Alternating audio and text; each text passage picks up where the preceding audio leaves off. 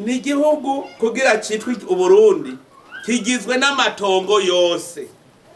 Amatongo yose y'Uburundi nico gihugu c'Uburundi. Murabona yuko hariho n'urubibe akarimbi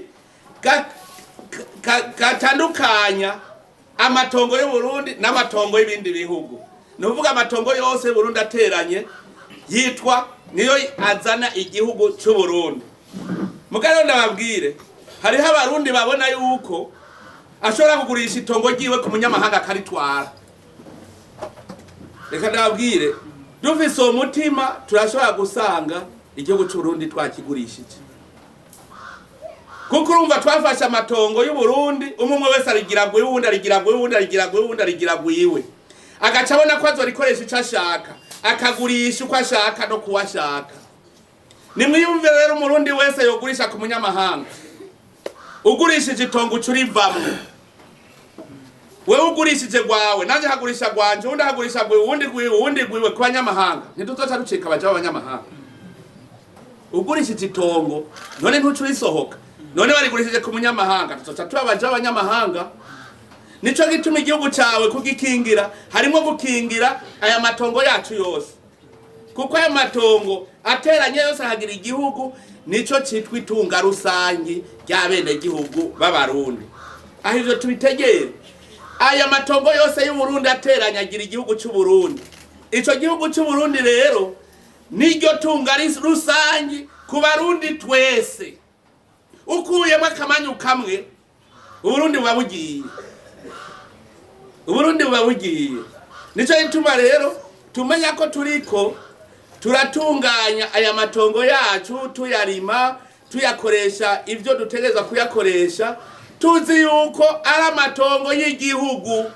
Nari gatongo giwawe umenye ko ari igihugu kuko urigurishije ku munyamahanga nawe yo havaca avuga ngo nitongo ry'igihugu canje hariya yajava. Urigurishije ku munyarwanda azovuga ati naje akanagatongo kiwanje n'u Rwanda ngaha kubera wahamuhaye none ntiwahagurishije. Nico cyo ntagira uwemera kwitongo avuga ngo ngwiri ni satuno twaje ngo nogurisha ko shaka.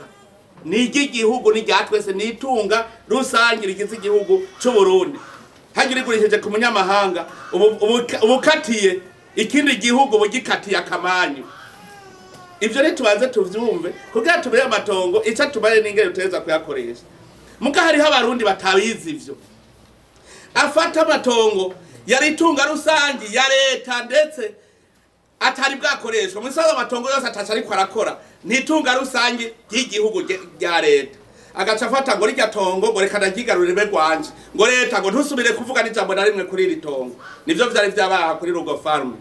Agaca avuga ngo ni gwanje no kuvuga ni nk'igihugu ciwe.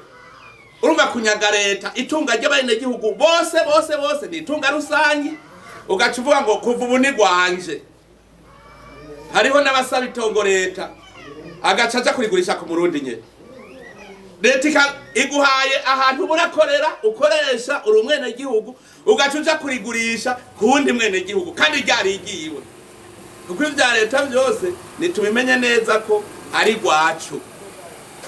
Vyose ni gwacu. Leta rero nayo leta ni urwego ndabivuge gutyo rujejwe gutunganya itunga rusangi ry'abene gihugu b'Abarundi.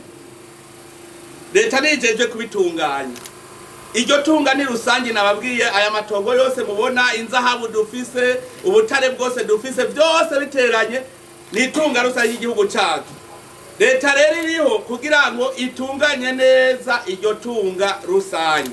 Nico bituma burya nta bya leta biriho. Ni iby'abene gihugu biga mwita ngo ni bya leta. Ni iby'abene gihugu ni gwanyu ni gwacu ni byatwese abene gihugu b'Abarundi.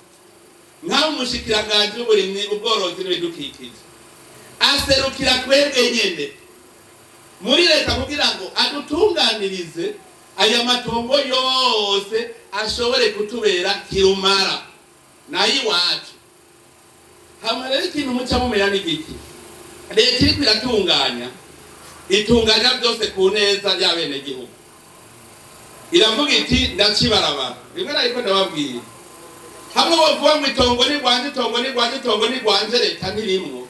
Ingorane ya mbere uzohura nayo niyi leta izova ngo ikibarabara ututabavuga ngo rice mugabo ntirucishe wanje nturicishe mu itongo ryanje nkurumva yuko ubuhejeje kwica ryatunga rusange leta ikibarabara rica mu matongo yose kuko nayo igihugu mugari habigaha n'amaruganda ukazauba ngwiryo barabara sishaka ko rincira mu itongo ryanje kandi ari itunga ry'igihugu ryatwese iryo tongo. Ibyo rero no kutamenya baraduhenze imyaka baducuye bufuri na buhoro nta kindi bakora kitari kuduhenda kugira twibagire igihugu cyacu twibagire n'iryo tunga rusange utumenga nitongo ry'umuntu ku muntu. Ndibuka gaha muri ritongo nk'abantu muzi bari basigaye bakota murazi cyari cy'umuntu afata itongo ryawe ugacuja kumukotera kandi ryari kiwawe. Iri tongo ni rusange ritunga ry'abarundi bose hagaca haza umuntu umwe kubera afise igikenye cyane afise abagenzi muri leta bagaca ngo sinyira ngo ribe rwanje leta yamutiza ngo barakoresha agaca avuga ngo ndazi imyaka narimazemo ni rwanje ubu urumva bavuze ati yabaye repubulika yanje agaca rero afata ati rero ko habaye agahugu kaje nanje reka rero mpotesha abarundi iribaze iryo tobo ryari ryatwese abarundi ugaca usubiraho ugaca uripanga ni nk'abarya abantu uzosanga ariko bagurisha amapariseri agahabwa itongo na leta ryari iry'abenegihugu bose agaca kurigurisha ku mwenegihugu nyene. Iryo ni ibara hajya uba wanga igihugu. Rero ubu leta iriko irasubiza ibintu ku murongo igarukana ibyari byarigaruriwe babigira ibyabo byari iby'abanyagihugu. Ubu rero bariko babigarukana byose bibi by'abenegihugu. Tubone yuko uri mwitongo ushobora kuritunganya neza rikimbuka ku neza yawe twebwiye n'abenegihugu. Reka nawe uzimbuye ntibirya wenyene bivyimbuwemwo biduteza imbere twese. Nico gituma rero dushikengurukira leta turayikengurukira cyane kungene iri kwiritaho itunga rusangi uwo mutungo wose iri kwiragarukana. Rero abantu benshi bace bibaza ibibazo bati none ko leta ibisubiranye kubera ko agatima badushiramo umenga bice bibi bya leta umenga ni ikintu cishira hamwe cibereye hariya ntitwamenye ko ari ivy'iwacu. Ubu turakenguruka muri patana n'umushikiranganje ajejwe amatongo ahaje mvuga nti aje kutwereka yuko byose ari byacu aje kutwereka byose ari byacu atari leta yabitwaye ni iby'abenegihugu byasubiye ku benegihugu hanyuma nawe ajejwe gutunganya ibyo by'abenegihugu ku neza y'abenegihugu bose. Ubwa mbere na mbere utenza ko ufise igihugu gitekanye gifise amatongo. Ayo matongo niyo acatubera ikiduteza imbere kuko ni itunga rusange. Nico gituma dutegerezwa kumva mwese umutima wiwe ko narirya tonga bamwo ari itunga rusange gusa dusabikanya twese umwe wese akabaha awunda kuko twese turabene igihugu dutegerezwa kuba muri iryo tunga rusange. Umwe wese akumva ivyo kugira ejo itongo ntuzo turigurisha ku banyamahanga kuko andiho uzovuze ko Burundi ubaye nk'agace k'ikindi gihugu. Ivyo rero tugiye tubifise nka nkama hama rero nje tubegyo tunga rusange naryo ko ribe itunga rusange abenegihugu. Mbere je kubwanje amatongo yose leta yari yatanze y'intizo abantu batayakoresheje ziganyovu tubona za mugaba zahe y'amatongo ya leta abantu bayagira yabo mugaca yigumira uko nyene ngo ni iwanje. Turasaba leta ko ivyo bintu bisubiramo itongo ry'u Burundi ritariko rirahingurwa abenegihugu dutegeza kurihingura kugira ngo turwanye inzara turwanye ubukene dushobore kwimbura tugira umusese kandi dushobora no hanze. Ntivyumvikana ko rufata itunga rusange itongo ry'u Burundi tukarigira rwanda ataco turiko turarikoresha turipisha ubusa bavyita kwankiriza.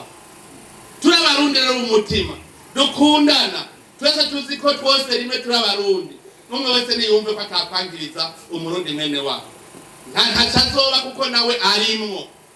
Mugabo tubona amatongo yose ariko arangurirwamo imigambi kugira ngo dutere imbere mu Burundi. N'urifise muhiwa ndashaka kwirangurira umugambi nahe koperative irihingure hanyuma hazokubwira ko umutima nawe wo kurihingura toheza avuga ati none jewe ngiyo mugabe ibyo uvuga kugurisha itunga rusange ukarigurisha kuri mwene wanyu sivyo ukotesha kuri mwene